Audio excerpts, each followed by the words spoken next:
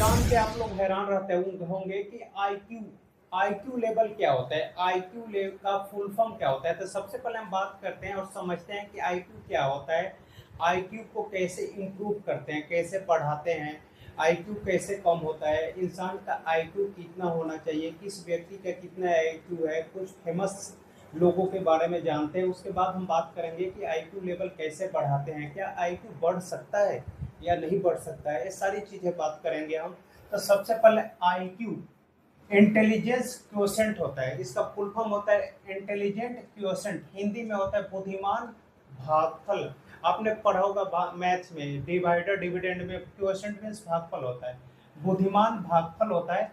IQ को आप presence of mind भी कर सकते हो। आप जैसे बोलते हैं जब हम एग्जाम हॉल में जाते हैं, या सपोज करो एज एग्जाम्पल कोई बच्चा नकल कर रहा होता है, कोई टीचर आया वो फटाक से नकल छिपा लेता है, तो उसे बोलते हैं प्रेजेंस ऑफ माइंड कि आया पता चल गया। ये आईक्यू कहो या प्रेजेंस ऑफ माइंड भी कहो, दोनों लगभग सेम ही चीज होता है। तो ये तो था आईक्यू का full form, presence of mind भी कहते हैं, आईक्यू भी कहते हैं। अब बात करते हैं हम इंडियन एवरेज आईक्यू। जो इंडियन लोग होते हैं उनका जो एवरेज आईक्यू लेवल होता है वो 110 से 112 होता है, 110 से 112 होता है एवरेज। इतना हर भारतीय के लगभग माना गया है, डेटा है।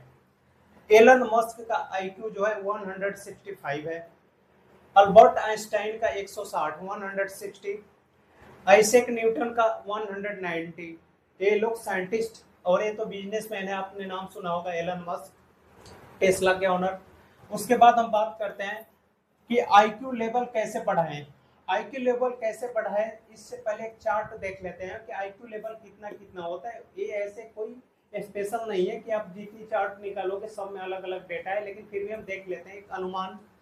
आईक्यू रेंज क्लासिफिकेशन 130 से ज्यादा होता है तो वेरी सुपेरियर, मतलब बेहतर, जिसे जीनियस कहते हैं।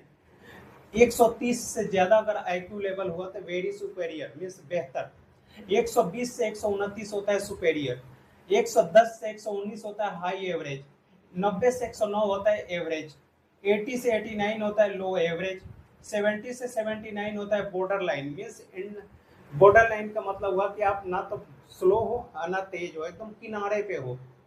और 69 एंड बिलो होता है आपका एक्सट्रीमली लो, जिस होता है मरून भी कहते हैं, मंद बुद्धि जिसे कहते हैं।